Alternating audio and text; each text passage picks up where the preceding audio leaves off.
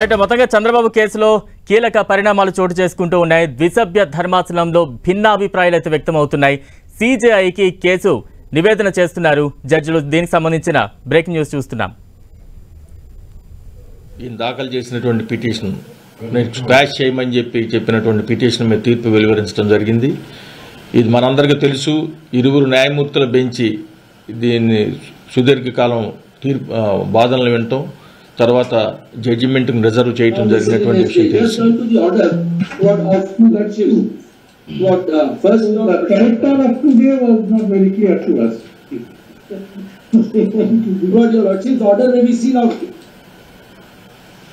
వాళ్ళు కంటిన్యూ చేయనా, మళ్ళీ మొదలు పెట్టినా?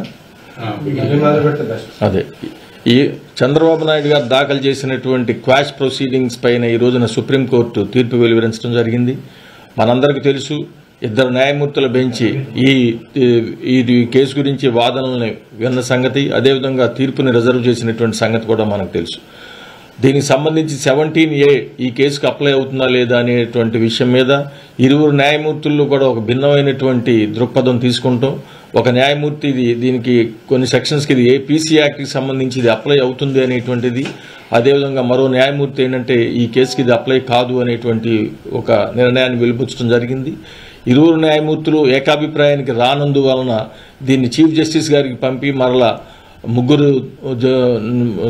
త్రిసభ్య ధర్మాసనానికి రెఫర్ చేయవలసిందిగా కోరటం జరిగింది. మరలా చీఫ్ జస్టిస్ ఆఫ్ ఇండియా దీన్ని ఏంటంటే మరొక బెంచ్ త్రిసభ్య ధర్మాసనానికి రెఫర్ చేయటం, అక్కడ మరలా వాదనలు మరలా వినటం, మరలా మరొక తీర్పు, దీనికి స్పష్టమైనటువంటి తీర్పు, ఫైనల్ తీర్పు వచ్చేటువంటి అవకాశం ఉన్నది.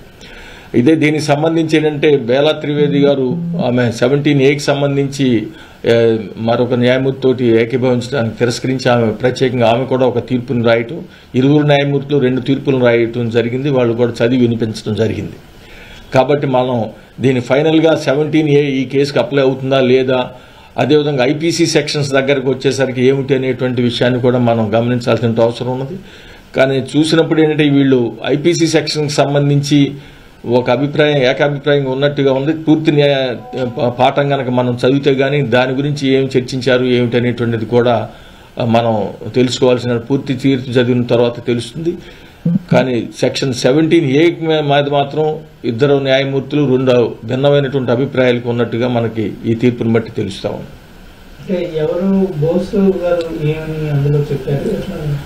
అనిరుద్ బోస్ గారు ఏంటంటే 17Aలో కొన్ని సెక్షన్కి సంబంధించి ఇది అప్లై అవుతుందని, దానికి సంబంధించి ఏ పోలీస్ అధికారి దాని గురించి విచారణ చేయటానికి ఆస్కారం లేదు అనేటువంటి ఒక అభిప్రాయాన్ని చేయటం జరిగింది. కానీ దాంతో ఏంటంటే త్రివేది గారు దానికి ఈ కేసుకి ఇది అప్లై కాదు అనేటువంటిది, అంటే బోస్ గారు ఇచ్చిన దాంట్లో ఏంటన్నట్లయితే అప్లై అవుతుంది. బేలా త్రివేది గారు చెప్పింది అంటే అప్లై కాదు అనేటువంటి 2 డిఫరెంట్ జడ్జ్మెంట్స్ రావడం జరిగింది. ప్రధానమైనటువంటి రీజన్స్ అంటే వాళ్ళ డిస్కషన్ పూర్తిగా చదివి వినిపించలేదు.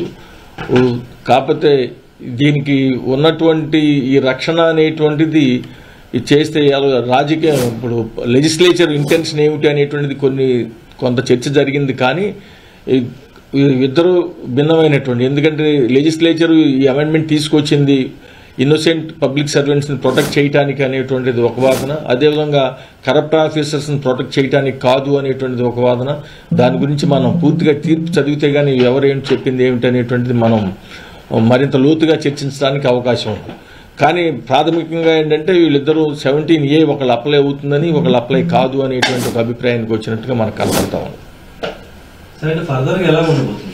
ఫర్దర్గా చీఫ్ జస్టిస్ ఆఫ్ ఇండియాకి వెళ్ళింది కాబట్టి ఇది చీఫ్ జస్టిస్ ఆఫ్ ఇండియా ఒక నిర్ణయం తీసుకుని ఆయన వీళ్ళిద్దరూ లేని ఒక 3 బెంచ్ని ఏర్పాటు చేయాల్సి వస్తుంది. ఆ 3 జడ్జెస్ మరలా దీన్ని కూలంకషంగా ఈ వాదనలు విని దాని మీద ఒక తీర్పు చెప్పాల్సి వస్తుంది. వాళ్ళు చెప్పినటువంటి 3 ఉంటారు కాబట్టి ఇద్దరు మెజారిటీగా ఒక అభిప్రాయానికి వచ్చినా, ఒకళ్ళు మైనారిటీ అభిప్రాయానికి వచ్చినా అది ఆ తీర్పు వ్యాలిడ్ తీర్పు అవుతుంది.